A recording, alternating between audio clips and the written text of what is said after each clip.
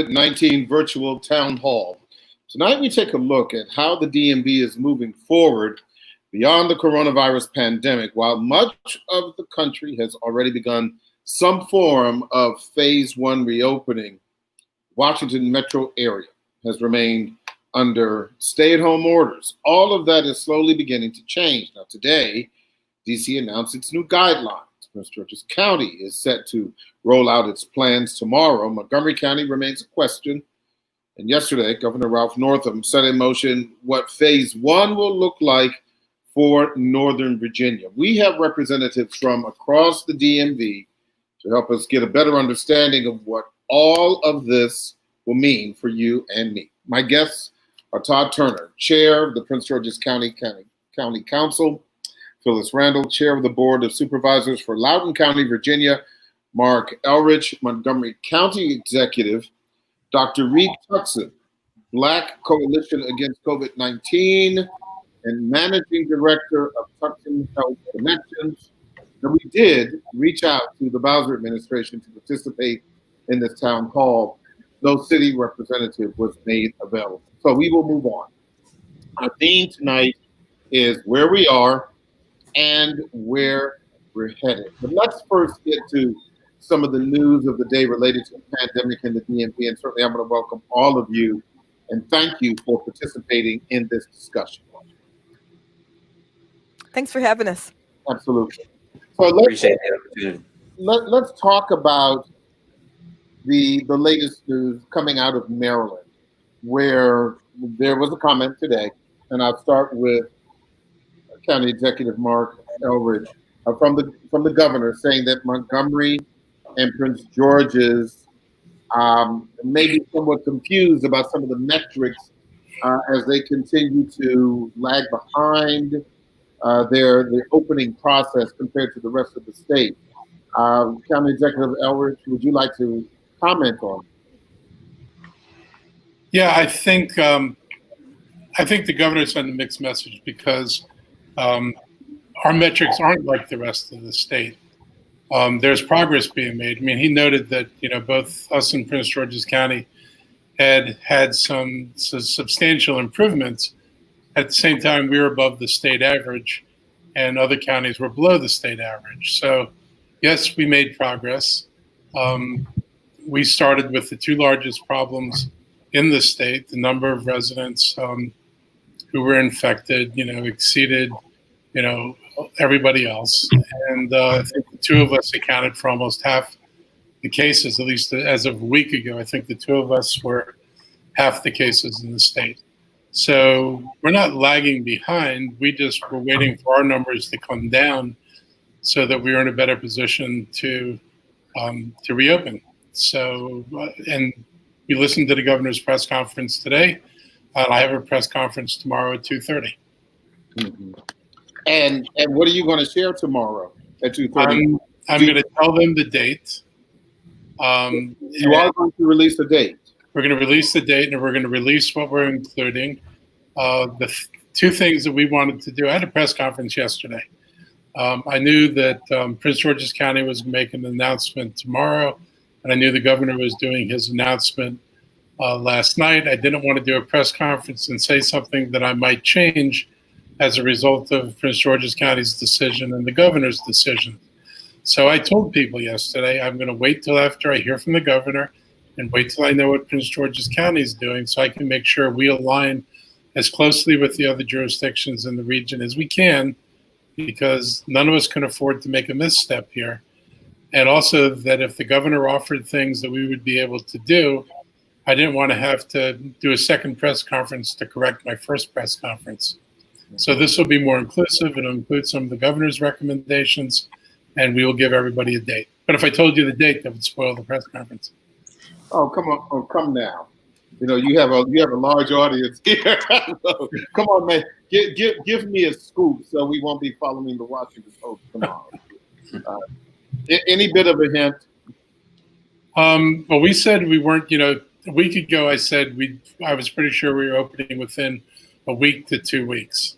2 weeks would be Wednesday, and I said today. I said yesterday that we will be open before Wednesday. Okay. I'll let you slide on that. I'm trying to coordinate with other people. And that's a critical issue, not only coordinating with other people, but coordinating in the DMV, and we're going to talk about that a little bit later. Mr. Turner, similar question about Prince George's County's relationship to this reopening, this phase one process, because you might call what's happening for the entire state phase one 2.0, but Prince George's is expecting to enter phase one on January 1st, at the very beginning.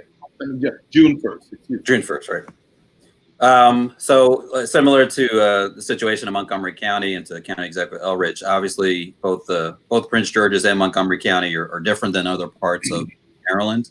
And obviously when the governor announced his, not today, but 2 weeks ago, when he authorized the rest of the state to start their phase one opening, obviously Prince George's County, and to that extent Montgomery County, as well as our other larger jurisdictions, we call them kind of the big seven or big eight, all in essence weren't ready at that time. Since that time, they've looked at the numbers, and let's be honest, this is all based on the trends that are occurring with respect to what we call the pillars of what we need to be moving towards in order for it to be safe for our residents, our businesses, to be able to be open and begin that process. And so, just recently, Prince George's County, through County Executive Alsobrook, updated our county dashboard, just as Montgomery County also did, to give you the schematics and update it and provide the information. Because what has changed, obviously, over the last almost 2.5 months is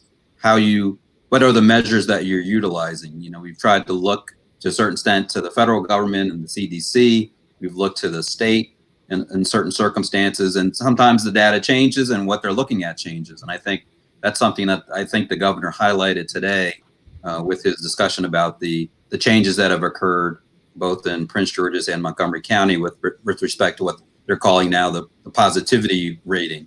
And so we've seen that reduction in Prince George's County. And so I know county executive in consultation with our health officer, as well as others around the region, because we understand we're connected, whether it's the District of Columbia, Montgomery County, Anne Arundel County, Charles County, or Northern Virginia, we're all part of the region. And having served on both the Council of Governments Board and on the Transportation Planning Board, we understand that cooperation is key to us being able to address this particular crisis right now. Before I go to the next person, I do want to ask you one more thing about something that came up today. County Executive Brooks tweeted about the Hyattsville site, testing site closing, Six Flags opening, Hyattsville barely open a week. Is the county getting the kind of communication from the governor that is needed to make sure that this process goes smoothly? Yeah, I mean, let's be honest. You always have to have good communications, right? Even in normal circumstances. And in a crisis, you need to have even better communication as part of that. And I understand, obviously, the governor is responsible for the entire state of Maryland. But it's those type of things that make it harder on us to be able to respond and get the information out to people. I think it has to be, we've asked for additional assistance in Prince George's County, more testing, more opportunities, and then providing it. But that has to be coordinated so we can get it out to people. We can staff it as best we can to assist the state as they're coming in. I'm not saying, nothing is imperfect, in any kind of crisis as part of that. You're trying to manage as best you can. But I think there does have to be a heightened sense of being able to communicate and making sure we're coordinating both at the state and the local level.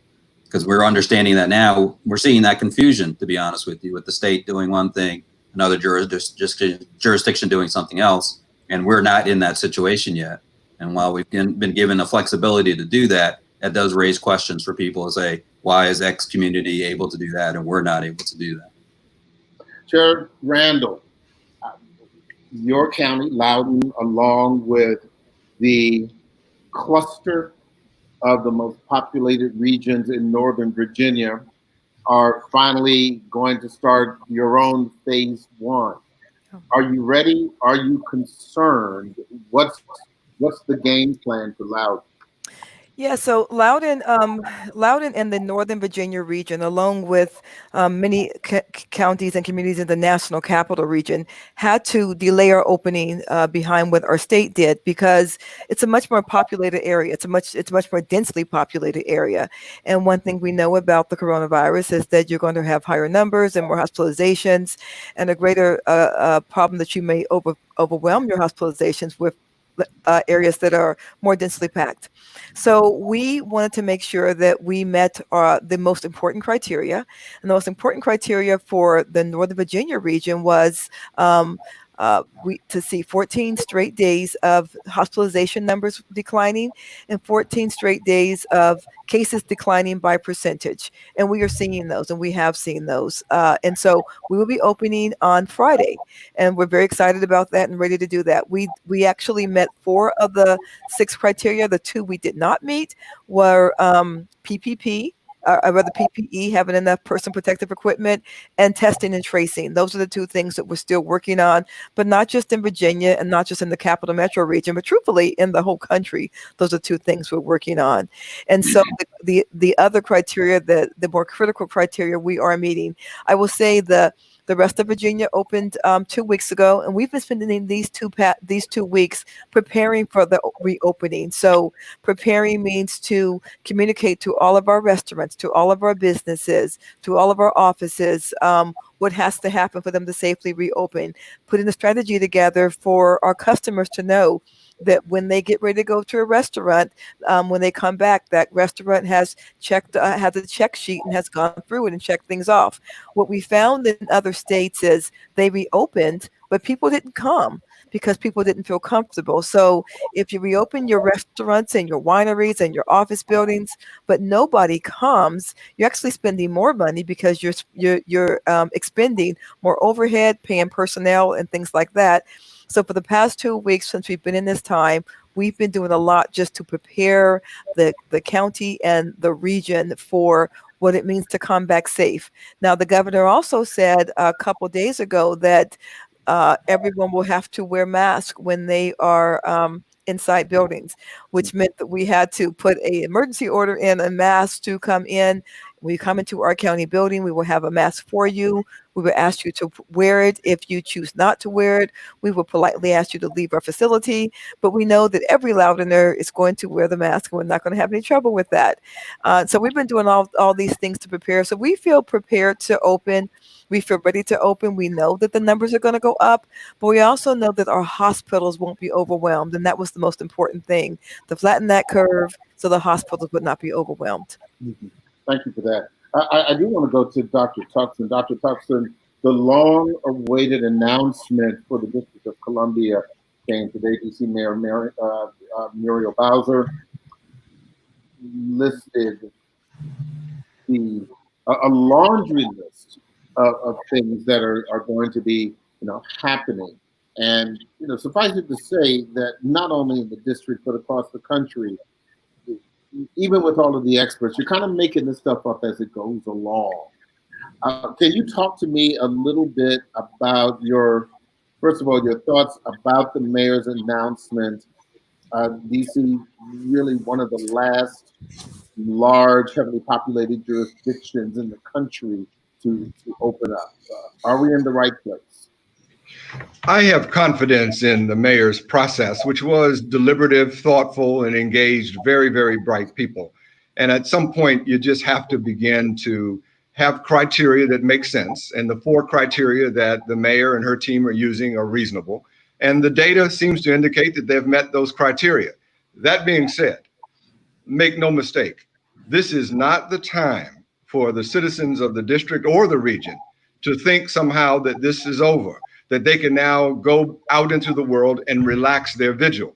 I am terrified, as our other guests have alluded in their own way, that when we go back out, people are, if they do not wear their masks every time they go out, if they are not practicing physical distancing, if they are not using hand washing and those sorts of things, if they are not doing those things, And if the contact tracing program is not exquisitely instituted and implemented, this disease will rebound back onto our community, and particularly the African American community in DC, with a vengeance. And so while I appreciate the process, I think she did a great job in being deliberative. At this point, it's up to the citizens. It's up to the communities themselves and the people who populate the district's communities to make a very serious decision about their lives and the people with whom they interact.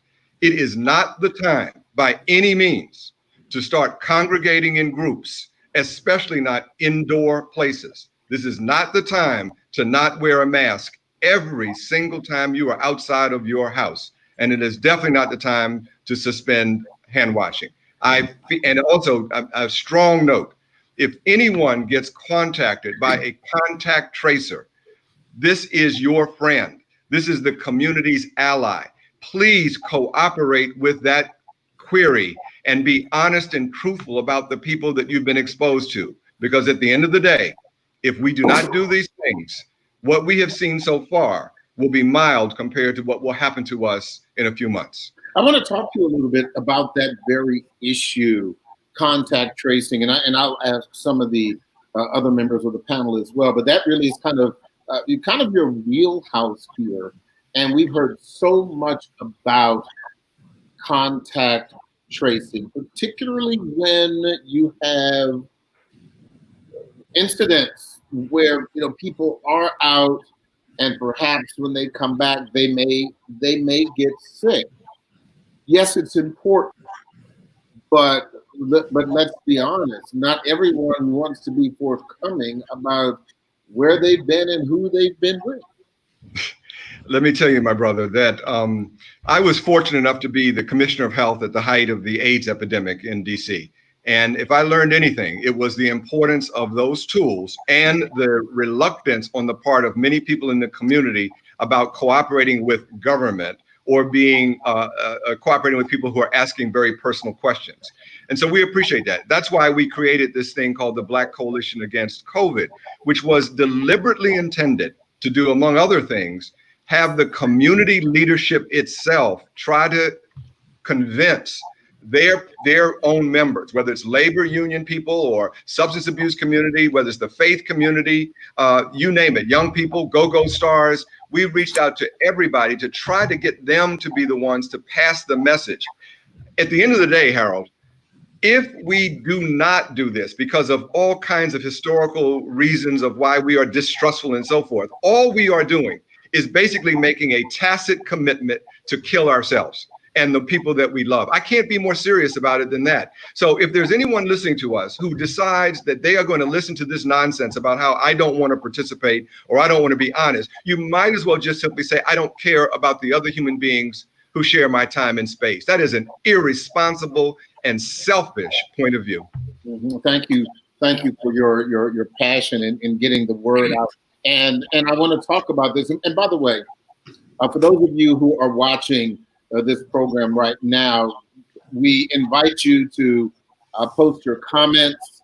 We will downstream them and we will share them with our panel. As a matter of fact, I want to go to a comment. This is by Ivy Taylor. Ivy Taylor is asking what's going on with the District of Columbia. People are outside like we didn't have an epidemic, but this is a pandemic. This is global. Please tell us what's going on and what all of us are about to come back to outside. I'll reach out to Dr. Tuxson, and then Mr. Elrich, your thoughts about that as well, Dr. Tuxson. I'll be very brief, and I think that one of the things, for example, that I'm excited about was reaching out to our go-go community, as an example, who influence so many of the people that are out there on the streets. And Anwan, Big G Glover, great star. His picture will now be on the buses that are driving around, and he has a mask on, and he's saying, "I'm wearing mine. Why aren't you wearing yours?" We've got the ministers across the city reaching out to their congregation. What I would say say to this individual is, I am just as concerned as you are. But what I want you to do now is to turn that concern into your activism, going to your constituency, your community-based organizations, your church. Please, every single person has got to self-deputize themselves as a fighter for life. Mr. Elridge. Yeah, I think there's been way too much emphasis on reopening and dates as opposed to what it's going to take to defeat the virus. And so you've got this sad phenomenon where people think reopening means going back to normal. I get people who don't even bother to read their own governor's guidelines. They tell me all these things we can't do. And it's like, even the governor hasn't allowed this. Why are you blaming me? They're like, the governor opened things up, and so they assume everything's going to be open. I look at my new cases every day, and when I'm hovering between 180 and 220, that means that between 4 days or 2 days and 7 days ago, that person came in contact with somebody who probably didn't seem sick and was, perfectly normal, and they got the virus from them. And when that's going on every day, that means you've got this reservoir of virus out there in the community. And if we were to open up, I tell people, you need to think of the nursing homes as the canary in the coal mine. Here's the place where we had a little over 600 nursing home workers have corona. About twice as many nursing home residents got corona from the nursing home workers. This shows you what happens if people with coronavirus, these are all probably asymptomatic, come in close contact with people and they spread the virus. It is like, it ought to be an alert to everybody. Instead of people poo-pooing it and say, it's just nursing home people, they should be looking at this and saying, those people who worked with these people didn't seem sick, and look what happened. I'll just say that Los Angeles Times had an article this morning, I don't know if you read it, but it cites a bunch of scientific research, and they talk about the asymptomatic and the pre-symptomatic people as being a ticking time bomb because they are spreading the disease every day. And I do want to segue to something else, the testing issue about contact tracing. Our contact tracing policy wasn't based on medicine. It was based on limited test kits. So if we had a positive case, we did contact tracing and we told everybody who had contact, go home and tell us if you get sick. That wasn't a medical approach. That was the approach of people who don't have testing capacity. If we had testing capacity on day one, as soon as somebody was sick, we hit their contacts, we have all their contacts tested, every positive contact, then you start another trail on them. We could have narrowed this virus down from the very beginning. It did not have to be this way. So in my county, we've signed a contract for potentially 1 million tests over the next year. We're getting 10,000 a week right now. It'll go up to 20,000 a week shortly thereafter. They've got capacity beyond that.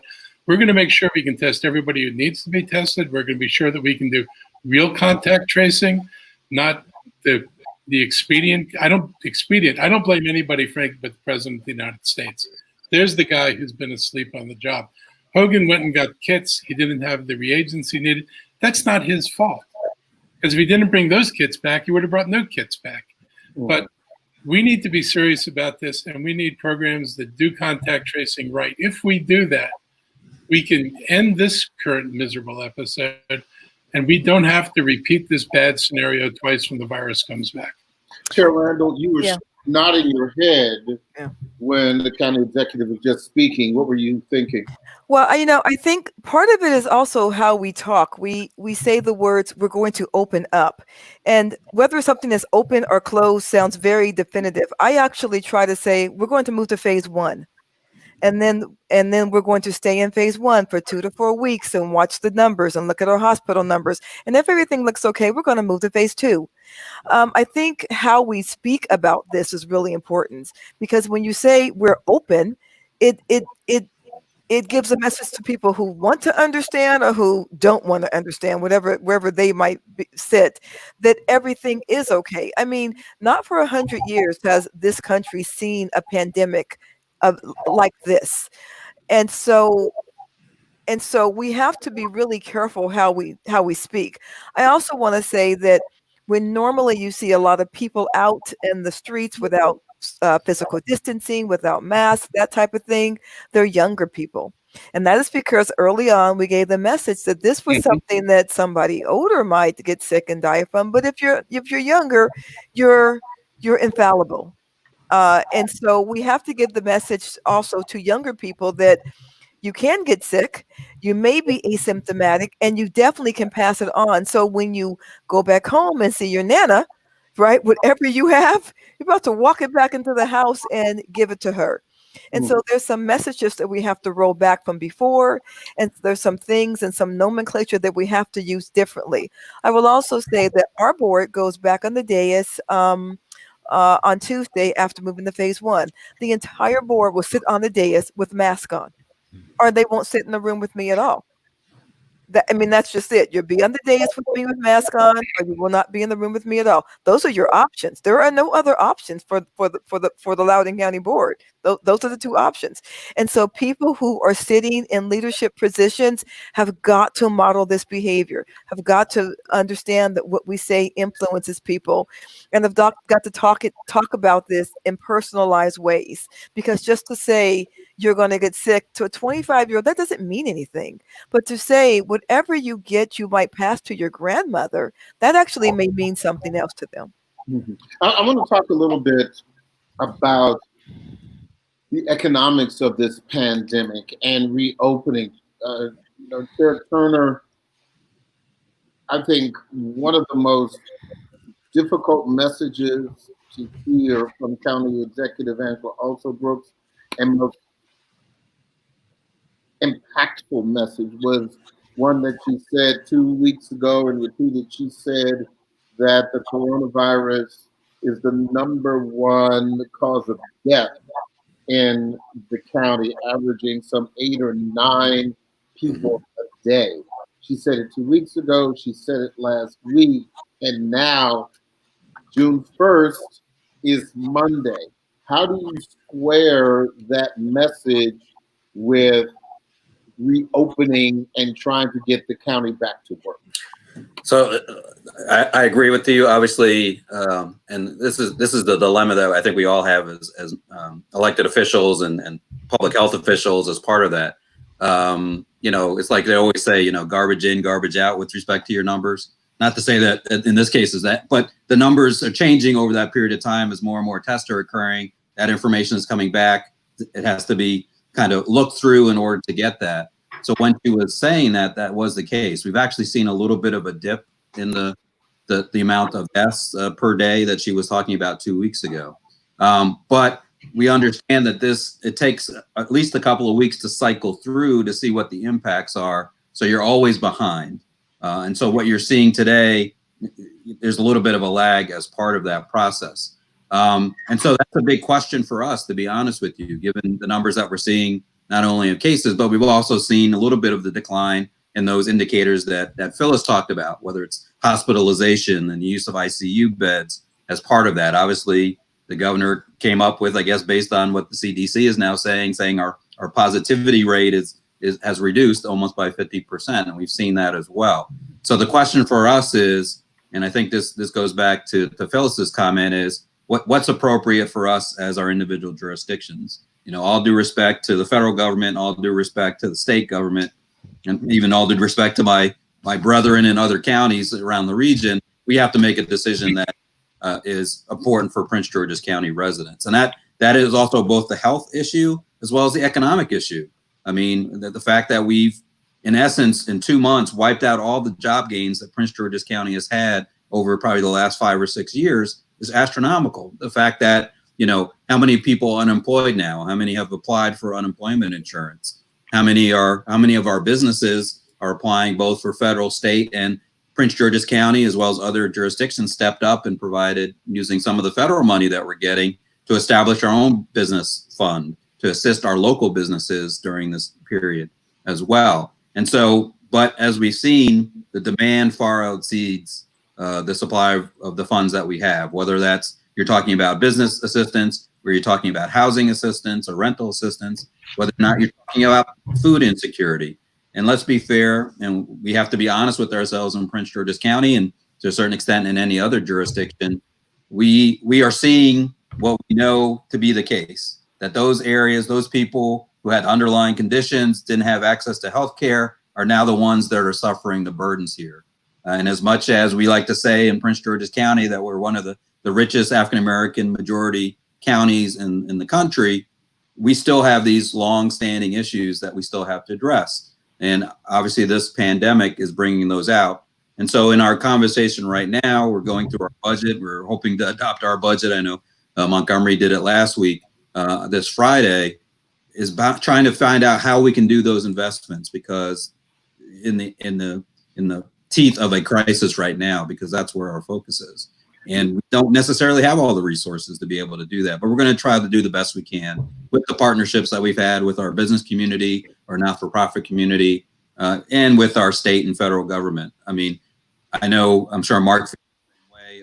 Our delegation to Congress, both in the Senate and the Congress, have been right on these issues, supporting us, whether it was the CARES Act, whatever version, or what's currently pending, and passed the House and the HEROES Act, to give us as local governments the resources we need to be able to address these issues. Because let's be honest, both the feds and the state are leaving it to the local jurisdictions to try to, and that's where the rubber meets the road, to be honest with you. Well, let me ask Dr. Tuxton about this too, because you're a physician, but you also understand the relative health impact of this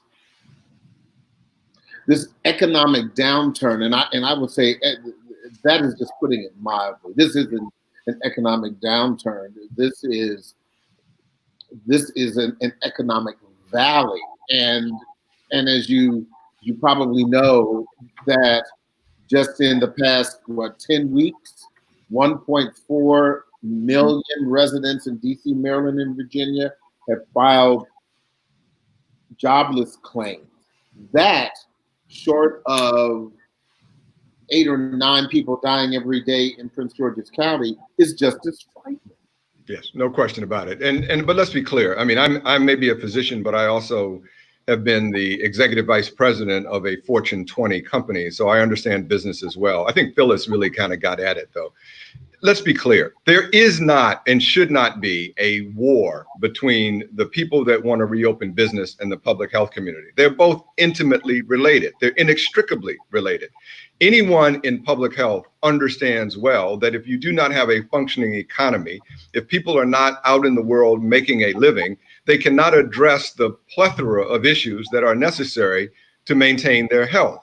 The people on the business side, as Phyllis laid out, I think wonderfully articulately, is that if people don't have confidence that if they go out and they're going to get sickened and die, they're not going to go out and participate in business. I know I think we got to cut through this business of being a war between the two sides. That's one of the horrible things that Trump has done, particularly as he engages with Dr. Fauci, a good friend of mine. And so I would say to you that the answer is they both go together. And those people in public health want to see us reopen, but they want to see us reopen intelligently, because at the end of the day, if you reopen and you're not prepared, then we're going to have people bouncing back. I don't want to lose also the very important point that Mark makes. Let's everyone remember, and especially the young people, that you are extraordinarily contagious if you have this virus days before, 4 to 5 days before you become symptomatic. So that just because you look at another person and they seem fine, you have no idea of whether they are carrying that virus and can infect you simply by talking with you. Nothing more than simply having a conversation. And so I think we have to really realize that as we open up, every individual has got to have a code of personal behavior to save their lives and those of everyone around them. But my goodness, that's not a DMV issue. That's a national issue. And based on what we saw this weekend happening on our coastal beaches, South Carolina, Georgia, yeah, and in New Jersey, Chair Randall, it's frightening to me. There's a lot of sightseeing that goes on in Northern Virginia. Spring has sprung, Yeah. and it's time to head out to the Shenandoah, Yeah. and that's what I did, as a kid. Sure. So how do we balance the personal responsibility that we feel people just aren't going to do with the need to make sure that the businesses are able to put food on the table? Sure. Well, first of all, I talk to our business community all the time, and because Northern Virginia lagged behind the rest of Virginia in moving to phase one, they were very frustrated. And I sat with them, I talked to them, I explained things to them, and for some of them, it moved the needle, and for some of them, it didn't. And there's nothing I could do, but what I know is the right thing to do, and that is look at the data, look at the stats, look at the numbers, and know that we weren't ready to open 2 weeks ago. And as I said, help them get ready to open next. But I also think that we have dehumanized this virus when we talk about numbers. When we talk about today, we've reached 100,000 people who have lost their lives, 100,000 souls. When we talk about how many people have gone unemployment, sometimes it's helpful to stop talking about numbers and talk about people. So not to say, 100,000 people are dead, but to say 100,000 parents and grandparents and brothers and sisters and uncles are no longer with us. 100,000 families are burying people that they love and that are important to them. It's easy to talk about these things in numbers, and it moves you back. It's sterile, but you have to see this as a medical crisis, as a financial crisis, but also as a humanitarian crisis. I am, at my core, quite an optimist, even with all that's going on. And I believe that sometimes you make things more sterile because it's easier to ingest and to take. But right now, it's not that time to do that. Right now, we have to see the humanity in this crisis and the humanity in one another, and why it is so important to take care of one another. Freedom does not mean freedom comes with responsibility. And your right to be free should not impede on my right to be healthy. And so when I say kind of we're all in this together, that's what I mean. It doesn't mean that everyone's going to be impacted the same, because everyone's not. Whole communities are being impacted harsher. But it means that what I do impacts you. And so when you go out to the grocery store and you refuse to wear a mask, that impacts someone's life and someone's family's life. And so I think that how we talk about this and is very, very important. My governor was out on Virginia Beach this past weekend without a mask on and taking selfies. When he came to his press conference on Tuesday, immediately admitted that was wrong and immediately apologized to all of Virginia for that. I was sad that he went out there without the mask, but I was so pleased that he actually apologized and said why that was a problem. And so I think that, we have to, the one thing that, and I don't, this virus does not care what political party you sit in. And the one, well, not the one thing, but of the many things that this president has done that I think has been an issue is that he's made a virus a partisan issue. And it's like, how did that happen? How did it become, the virus does not check your voting card before it enters your lungs. And so we really got to stop that madness and talk about this in ways of talking about human beings and not just numbers, stats, and data. Hey, Harold, let me just say one thing, though, to your frustration about, this, just how this is so much a national issue and what can individuals do. And it is a matter, as we've said, of individual responsibility. But I just want to continue to emphasize also the role of the community itself. We cannot realize, or don't want to underplay, that we exist as a part of community. That's and right. Our behavior is very much influenced and shaped by the community around us. And so I don't want to lose sight of the asset of our churches, of our civic associations, our community organizations. These need to be more empowered, and we're going to need to provide them with resources and support so they can do their job. That's what we're doing at the Black Coalition Against COVID in DC. And I'll tell you, the amazing thing, Harold, is the receptivity of our community-based infrastructure across the city to take on the challenge of doing their part in partnership with, in collaboration with the government. Yeah. And I want to talk a little bit more about the economics, Chair Turner, and then County Executive Elrich. One of the other difficult things, you talk about, personal finances, personal economics, and the like. But the reality is whether we get to a more comfortable new normal, we're going to have some really big problems with municipal budgets. And that is, it's a heartrending thing. We've heard, DC Mayor Muriel Bowser speak about it. We've heard the governors speak about it. Hey, look, we heard small town mayors talk about this. Talk to me a little bit about your concerns as we move forward, paying for the roads and the schools and the trash pickup because we've had to fight this invisible enemy. No, I definitely agree with you. Having spent the last 5.5 weeks virtually going over the county's budget in Prince George's County. Obviously, our general fund is about $3.7 million, not as big as Montgomery, but at the same time, trying to look into the future.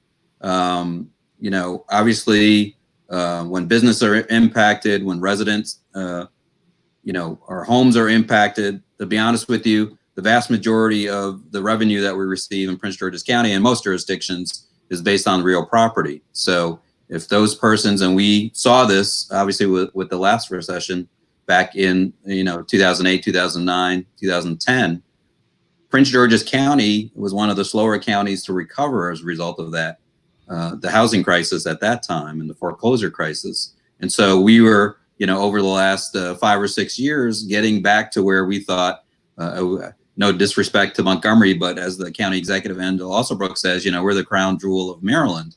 And now we've seen that, unfortunately, be wiped out as a result of this pandemic. And so that's a serious question for us. Although we can go through the process of doing our budget, I can't tell you, and I'm sure Mark cannot tell you, what's going to be happening 6 months from now or 9 months from now or next year with respect to us being able to fund the services that our residents have come to rely on, and also to provide the resources for those who are suffering as a result of coronavirus. And that's why it was important, obviously, with the federal government coming in and providing direct assistance.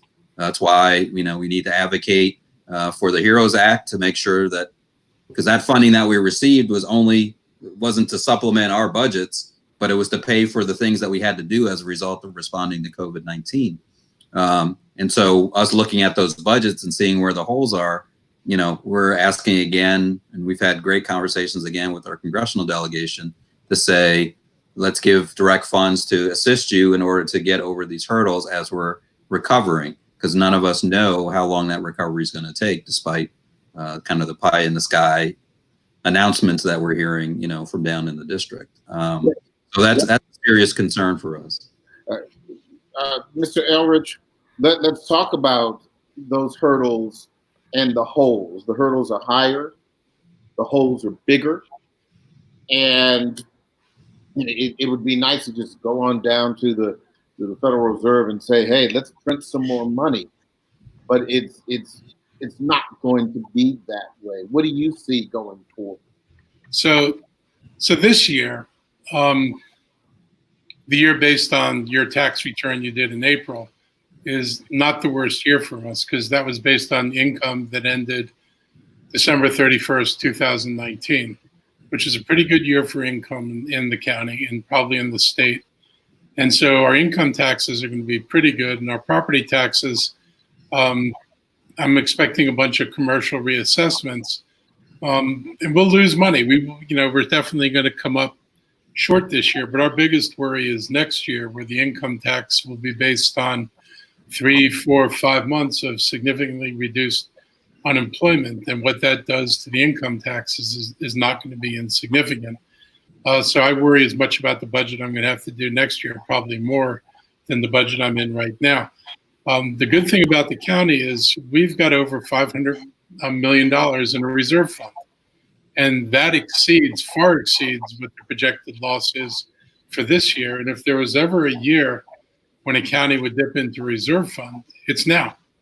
And I think, we put that money there. It satisfies the rating agencies, lets them know we're ready for an emergency. I think the rating agencies are going to understand that I believe this is probably the largest emergency we've ever had, and that we have to go into the reserves. And so they'll come down somewhat during this crisis. So it's going to be tough to manage. We're like Todd, we're hoping that the federal government actually sends money to local jurisdictions to make up for lost revenues, because the path for all of us is a downward spiral if they don't do it. If I don't have money to pay employees and I have to start cutting services, all I do is increase unemployment. If I increase unemployment, I decrease the amount of consumption that goes on, what people are paying for. That's a drag on the economy. I wind up with more foreclosures and more rent evictions. That's a drag on the economy. So you kind of work yourself into a downward spiral. I've been furious at the federal government for so long, it almost doesn't matter. This has been a nightmare of a term for the president. But the thing that just shocks me is if you were fighting a war, you'd never ask the question, can I afford to pay for this? And then conclude, well, I can't pay for it, so I think we'll just lose. That's what these people appear to be prepared to do. Rather than putting the resources into this that it would take to make businesses whole and governments whole so that life can go on and we can resume where we were before, they're arguing about whether or not they want to pay for it. And, you got Mitch McConnell thinking we should go bankrupt, and which would mean a major disaster. You need to put the resources in this to win. You need to make sure that government can recover and businesses can recover. You've got to do something about this epidemic of foreclosures and evictions that's going to come, and it's going to hit residents, and it's going to hurt commercial businesses. And everybody knows I'm not the favorite person of the landlord group, but on the other hand, they've got mortgages to pay, and if their tenants don't pay them rent, and then they don't pay the banks their mortgages, then this is just going to collapse at every layer. And I think the federal government needs to step in, make sure that landlords can survive, and on the condition that the landlords have to forgive the tenants who are unemployed the rent for the months that they're unemployed. If we could do that, and we can do what we can to help businesses get reopened, we'd be in a pretty decent place. But this is all a matter of willpower. This is not because we can't do something. This is a utter and complete failure of will on the part of the Republicans in Congress. And I don't mean this to be partisan, but it's true. They don't want to spend the money that it would take to make this country whole, and I think that's just flat out wrong. Well, that's Carol, can I jump in on this? yeah, please do. So Loudoun County actually is, I think, the first county in the entire Capital Metro region to do our budget. And so that actually works for us and against us some years. So this year, to prepare for the unknown and the unknowable, we finished our budget in early May. And soon after finishing our budget, we froze everything. We froze $100 million in our budget. We froze all new county pay raises. We froze all new board initiatives. We froze all new money for capital money for opening of new facilities, both on the school side and the county side. We froze $100 million. By doing that, we did a couple of things. One, we're able to keep all of our current employees employed. So whether you're full-time, part-time, or full-time contract employee, you're still employed in Loudoun County. So when we received the $36 million from the CARES Act money, what we did with that was two things. One, we put into a few things. We put into a rental assistance to help people pay their rent. And two, we did something called a business interruption fund. So if your business has between 1 employee and 100 employees, we are helping you with the CARES Act money, keep your business afloat. We know we can't pull in or give you the revenue you normally pull in. We want to keep you afloat until your business can get back on its feet again. So we froze $100 million I mean, immediately. We approved the budget, turned around and froze that money. And what we will do is we will watch how the tax revenue comes in. Our personal property tax and real property tax are both due on June 5th. We'll see how the tax revenue comes in. And based on how the tax revenue comes in, we will unfreeze money or hire more positions. We will not use our reserve. We have reserves. We do not want to use our reserve. We have a AAA credit rating in Loudoun County, and it's very important for us to keep our AAA credit rating in Loudoun County. So we had a discussion. We had a community discussion with all of our employees and said, we know you deserve your pay raises. You were dedicated public employees, but it is more important to us to make sure all of our employees remain employed. And so to do that, we're going to have to keep your raises this time and cut all new county spending on both the school side, the county side. That was $100 million. That's where we're standing right now. Okay. Thank you for that, because that is such a critical point as we kind of wrap up the money piece. I have about 10 minutes or so, and I want to give each of you about 90 seconds. Why did you say we had 10 minutes? Yes, exactly. It's 2 minutes and 30 seconds. These are public servant 90 seconds. So let's talk to let me ask Dr. Tuckson first. What is the message that you want to get out to your constituency, for example, going forward, as far as where do we go from here?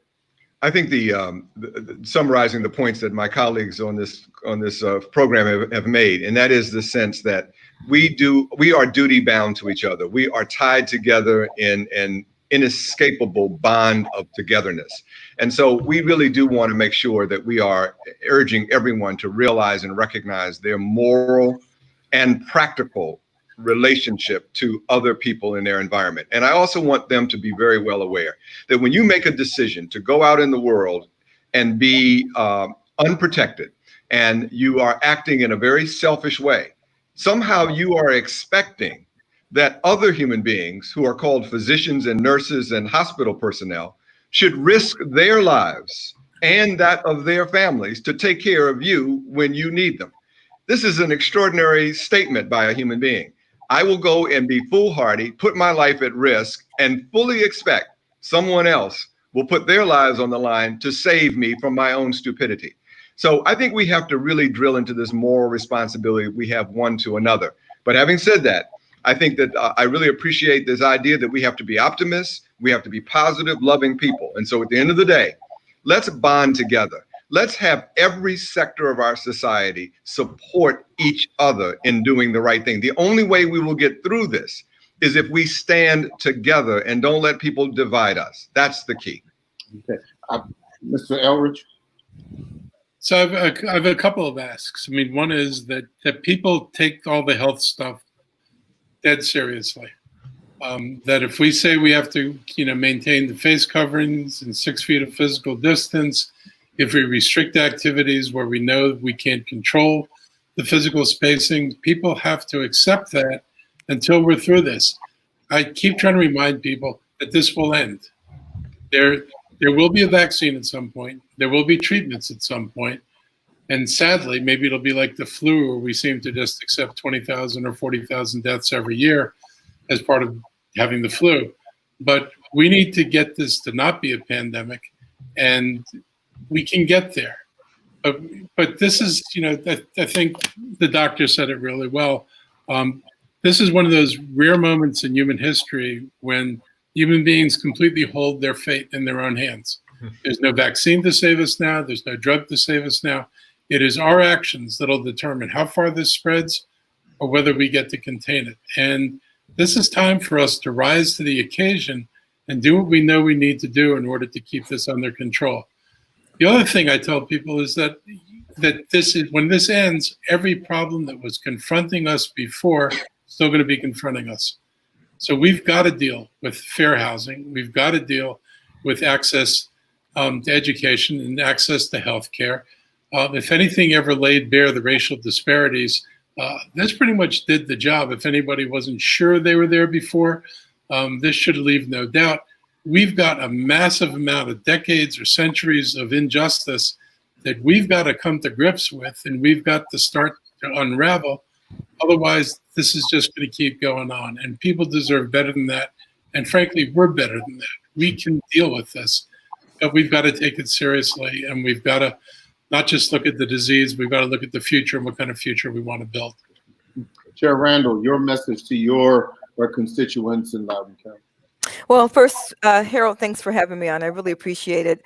I would say, first of all, I'm a Christian. I'm a prayerful person. So I would say, if you are a prayerful person, to pray for all of us, to pray for our leaders, pray for our president.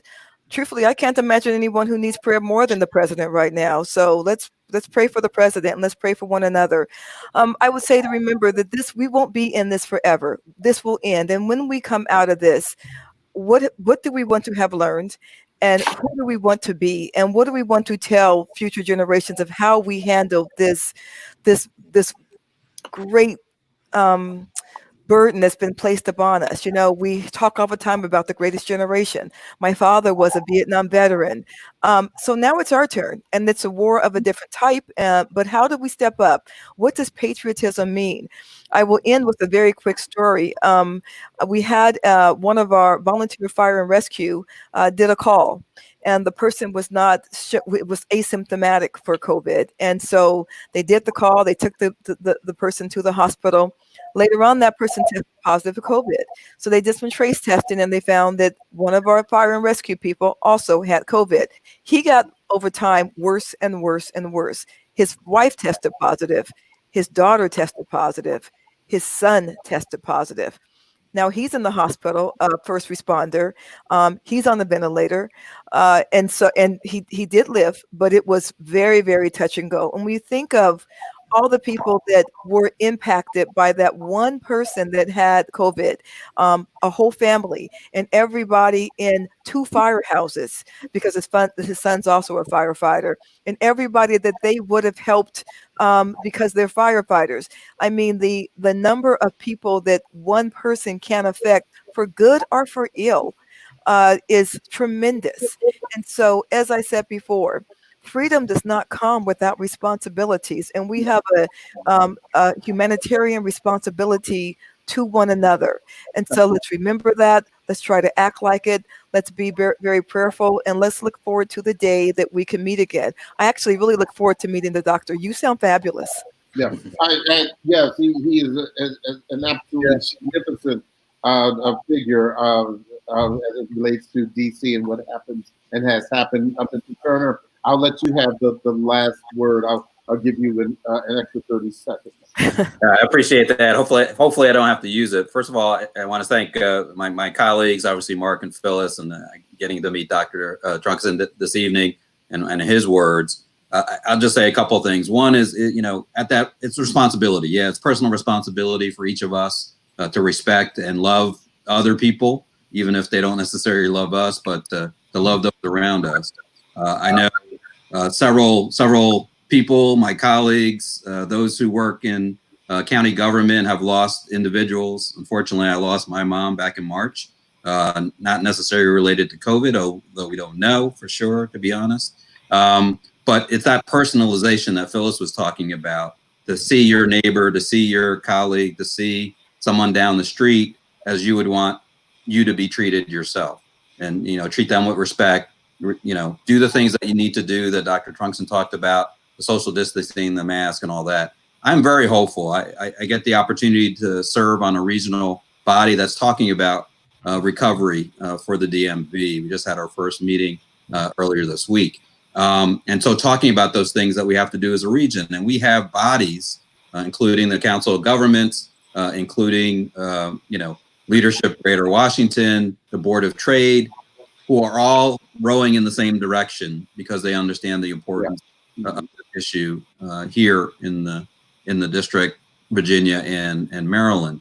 And so by putting all those people together and having good hearts and loving each other, I know that we can overcome this. It's not without we have to be realistic. We're seeing it now. It impacts both financially, socially, personally, as part of that.